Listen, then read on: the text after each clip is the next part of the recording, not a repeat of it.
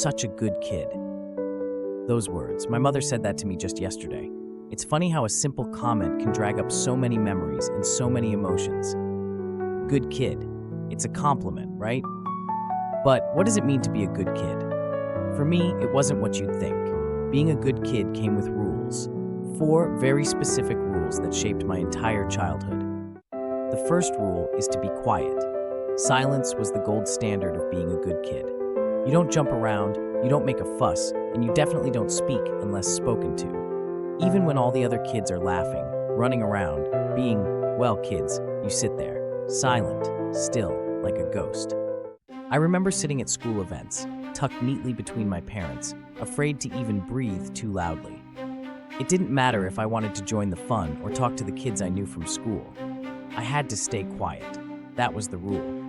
Even when my parents weren't around, the fear of them hearing about any misstep kept me in line.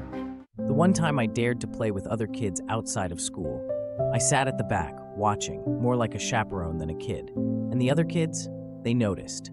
"What's wrong with you? Why are you so shy?" they asked. Even the teachers noticed. I wasn't the loud, disruptive kid they had to calm down. I was the one they worried about. Too quiet, they said. But to my parents, I was perfect. The good kid. They praised me for being so well behaved and for preferring my teacher's company over noisy cafeterias. And I believed them. I believed that being silent was good. I believed that it made me lovable. The second rule? Obedience. Now, this was a big one. The responsibility of not disappointing my parents was drilled into me early, and it was overwhelming. I was always trying to please them, even when they weren't there. One time, my friend's mom took us to a video rental shop. Yeah, that was a thing back then. And I had forgotten my coat. She reassured me, "It's not that cold, we'll only be outside for a few seconds." But that didn't matter. I was in a panic the entire ride, terrified that my parents would somehow see me without a coat. I clung to my friend's mom like she was my lifeline, hoping my parents wouldn't show up and catch me disobeying their rules. Even when my friend offered me her coat, I refused. It wasn't my coat. My parents would know. They'd always know, and I'd pay for it. The third rule is to be mature. People always told me how mature I was for my age, how I seemed older, wiser than my years. They didn't know what that really meant.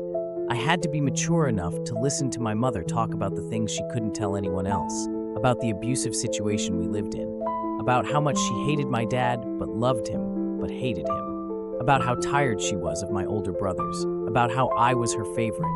I had to be mature enough to hear her say things no child should ever hear, how sometimes she wanted to swallow a bottle of pills, and I was the only thing stopping her. Those words became a permanent echo in my head.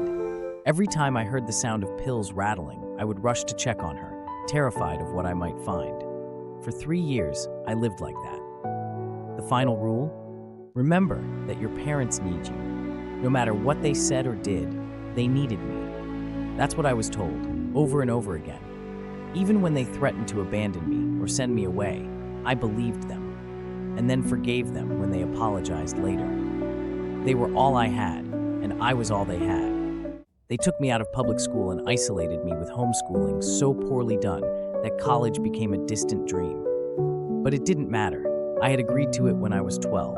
How could I go back on that? I grew up in their world, where I wasn't allowed to voice my own needs, where I was the glue holding everything together.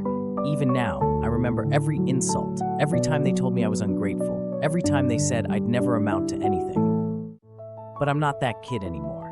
I'm not trapped by those rules, and hearing my mother call me a good kid yesterday, it reminded me of all the things I wasn't allowed to be. I wasn't allowed to be me. Sometimes, being a good kid means following rules that aren't fair, and sometimes it means breaking free.